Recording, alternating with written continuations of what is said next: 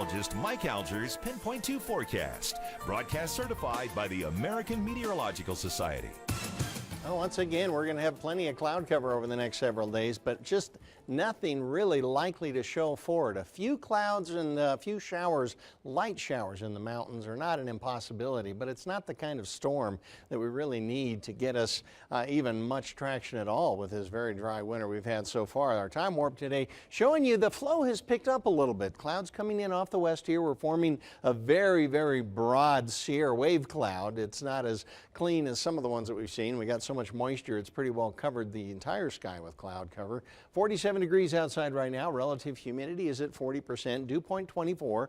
Barometric pressure isn't moving. We've got south winds down here at about 6 miles per hour. We're going to see that flow pick up just slightly tomorrow, and it'll probably help our air quality as well. In the meantime, our high today was 49. The low was 24. 49 above average, 24 a little bit below, so it wasn't all that unusual. And our burn code is still yellow out there. We don't expect a lot of wind tonight. Still the possibility of trapping some of those pollutants. We've been up in the moderate range, so if we can cut back voluntarily, but if we can cut back, that would help. All right, so here's the latest system to come in. This thing, like I say, is still climbing up a little bit too high. It doesn't have a bad looking cold front to it, but it's expected to get kicked up fairly quickly, and the showers that we're having near that low itself up in the Pacific Northwest, not likely to make it down here very strong. It doesn't mean we won't have any. You can see that we are getting a little bit of precipitation on the other side of the mountains. This looks up here to the north of us, looks a little bit more active than it really is. If we switch over to the higher resolution,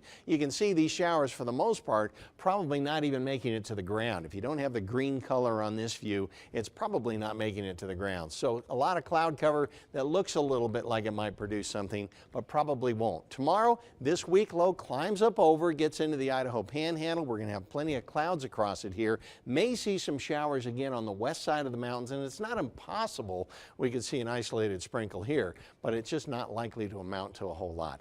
Temperature-wise tomorrow, we're going to be looking at 50s. Again, with a little more southwesterly flow, we're warming things up in the 50s pretty much in every spot here until you get up to the north and over to the northeast. Winnemucca, Battle Mountain, Elko, and Eureka will be still in the 40s, but even mid-50s in places like Dayton, upper 50s in Fallon, and in Reno, probably in the mid-50s. 56 for our high, 31 for our low tonight. Not going to be as cold because of the clouds. 54 in Carson City and low 50s at Lake Tahoe. So Tahoe tonight, expect clouds, maybe an isolated sprinkle, but not likely here. Southwest winds to 10. You may have 75-mile-per-hour ridgetop gusts, however. A low of 26. Tomorrow then, cloudy skies. It'll be warm up to 50. I'm going to give about a 15% chance of a light rain shower, but most of that on the west side. And 10 to 15-mile-per-hour lake winds with stronger ridgetop gusts.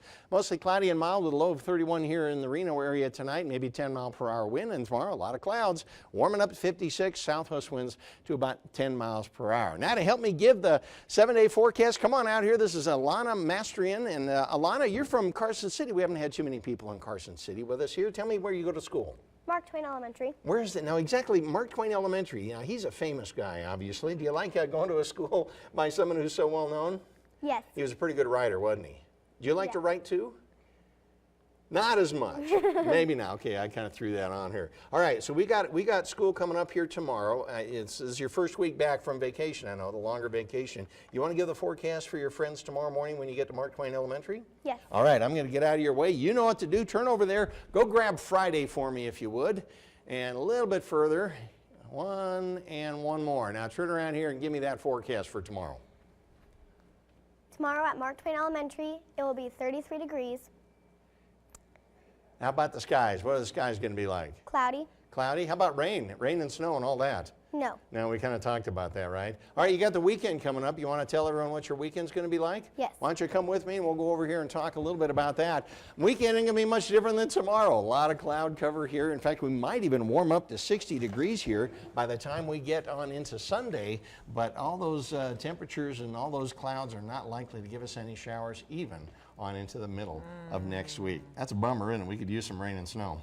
Yeah, I'll tell you. Good job. You're a natural. Excellent job. Very good. Did you have fun?